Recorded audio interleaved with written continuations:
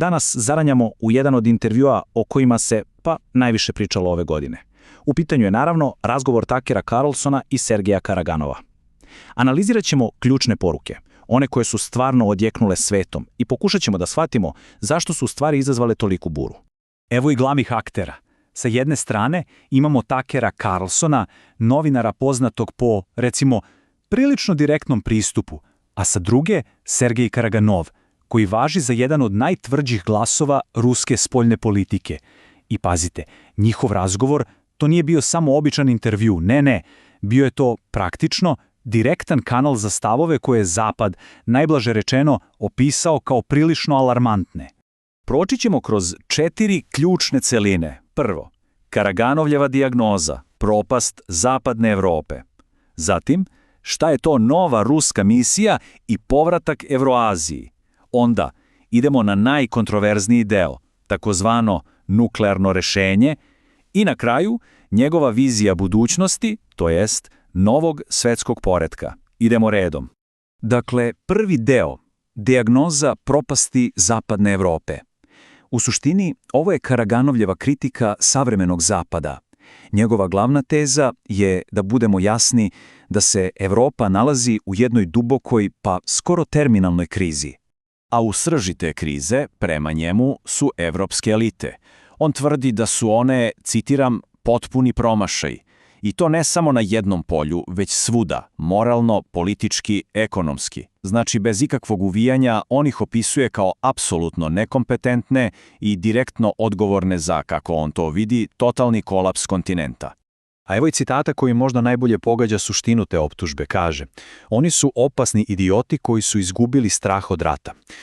Prilično jake reči. Njegovo uverenje je da su lideri Evrope toliko odvojeni od realnosti da jednostavno više ne shvataju prave posljedice svojih odluka, a ponajviše opasnost od jednog globalnog sukoba. I sad, ako malo sistematizujemo tu njegovu kritiku, dolazimo do nekoliko ključnih problema. Prvo, kaže da je Evropa izgubila strah od Boga, što je po njemu direktno vodilo gubitku straha od rata. Zatim tu je intelektualna degradacija vladajuće klase i onda, ovaj zanimljiv izraz, strateški parazitizam. Šta to znači? Pa to je ono uverenje da rat nikada neće doći do njih, da će neko drugi, verovatno Amerika, uvijek biti tu da ih zaštiti. On čak ide toliko daleko da kaže da se Evropa vraća svoje nekoj mračnoj istorijskoj ulozi izvora zla. Dobro, to je dijagnoza. A šta je onda terapija, baš što se Rusije tiče? Tu dolazimo do drugog dela. Ruska misija i povratak Evroaziji. U suštini radi se o potpunom odbacivanju Zapada i izgradnji novog identiteta. I taj raskid je prilično jasan i brutalan. Zapadni uticaj koji je trajao vekovima sada se otvoreno opisuje kao teret, kao istorijska greška. A nasuprot tome, šta se nudi? Evroazijski identitet. To je taj povratak korenima, spoju evropskog i azijskog nasleđa, što se sada predstavlja kao prava sudbina Rusije. Sad, dolazimo do jednog od, verovatno, najprovokativnijih argumenata iz celog intervjua. Karaganov kaže da su zapadne sankcije za Rusiju bile strateški blagoslov. Zvuči neverovatno, zar ne?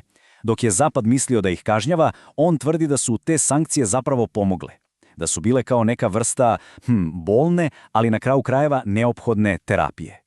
I on to objašnjava ovim rečima. Sankcijama su se, kaže, rešili kompradorskih elita, ponovo postajemo Rusi. Šta su te kompradorske elite? Pa to je njegov izraz za one prozapadne strukture unutar Rusije koje po njemu služe stranim interesima, a ne sopstvenom narodu. I tvrdi da je taj prekid veza omogućio Rusiji da se duhovno i kulturno, tako reći, pročisti, da ponovo postane ono što jeste. I sve ovo vodi do konačnog zaključka ovog dela. Taj veliki preokret, to čišćenje, kulminira u povratku onome što Karaganov vidi kao suštinu Rusije, a to je priroda ratničke nacije. I da se razumemo, on ne misli tu samo na vojnu doktrinu. Ne, ovo je nešto mnogo dublje, nešto kulturno i psihološki ukorenjeno u identitetu. A sada dolazimo do dela intervjua koji je bez sumnje izazvao najviše šoka i reakcija. Nuklearno rešenje ili, kako on to naziva, neophodan greh. Pitanje je da li je eskalacija zaista put ka miru? Dakle, postavlja se logično pitanje. Ako Karaganov veruje da su evropske elite, ti opasni idioti koji su izgubili strah i ne razumeju pretnje, kako ih onda zaustaviti? Kako ih privoleti razumu? E pa, Karaganov nudi jedan, malo je reći, zastrašujući odgovor. On to naziva lestvicom eskalacije i evo kako to izgleda, korak po korak. Prvi korak početi sa konvencionalnim napadima na ciljeve u Evropi. Ako to ne da rezultate, onda sledi drugi korak, preći na talase ograničenih nuklearnih udara.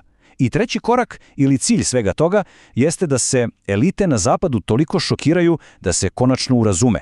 Cilj je dakle slomiti i njihovu političku volju. A kako se tako nešto opšte može moralno opravdati? Pa evo ga, citat glasi: upotreba nuklearnog oružja možda će biti neophodan greh kako bi se spasilo čovečanstvo. Dakle, logika je sledeća. Jedan ograničeni nuklearni udar, iako apsolutno užasan čin sam po sebi, mogao bi da bude taj neophodni greh koji će sprečiti nešto još gore. Treći svetski rat i totalnu katastrofu. Barem je to njegovo viđenje.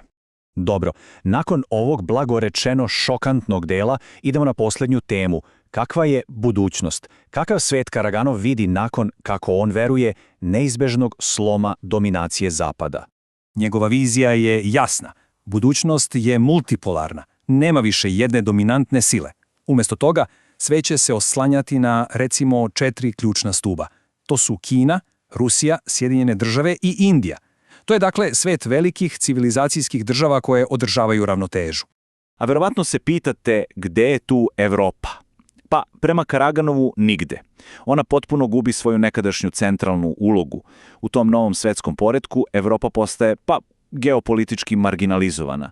Čak je opisuje i kao smetnju za globalnu stabilnost, potpuno lišena stvarne moći i uticaja. I za sam kraj, ostaje nam jedno veliko, teško pitanje koje proističe iz svega ovoga.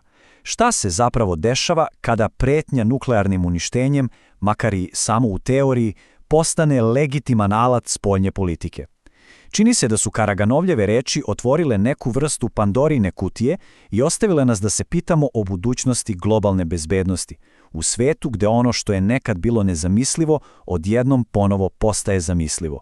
Hvala na pažnji. Ukoliko je ovaj sažetak bio koristan i zanimljiv, razmislite o tome da zapratite kanal Geopolitika u AI Minuti. Svakako pritisnite like i podelite ovaj sadržaj sa onima koje bi moglo da zanima. Svaka podrška zaista mnogo znači.